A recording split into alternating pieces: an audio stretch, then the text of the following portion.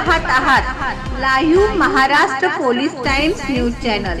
Live Maharashtra times news चॅनलला like करा, share करा व सबस्क्राईब करा। शेळकी भागातून वाहणारी आदिला ही नदी आहे की नाला हा प्रश्न जलसंपदा मंत्री राधाकृष्ण विखे पाटील यांच्यासोबत बुधवारी मुंबईत झालेल्या बैठकीत अनुत्तरित राहिला। जलसंपदा विभागाच्या अधिकाऱ्यांनी आदिला ही नदी आहे की नाला हे स्पष्ट करू शकत नाही अशी भूमिका मांडल्याचे बैठकीला उपस्थित असलेले आमदारांचे प्रतिनिधी आणि शहरातील बिल्डरांच्या प्रतिनिधींनी सांगितले।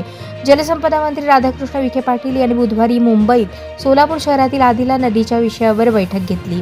आमदार विजयकुमार देशमुख, आमदार सुभाष देशमुख, आमदार देवेंद्र कोठे, जलसंपदाचे अधीक्षक अभियंता धीरज साळे, राष्ट्रवादी अजित पवार पक्षाचे प्रदेश उपाध्यक्ष आनंद चंदनशिवे, भाजपचे किरण पवार, बांधकाम व्यावसायिक तुकाराम गायकवाड, योगी काटकर यांच्यासह जलसंपदा विभागाचे अधिकारी उपस्थित होते।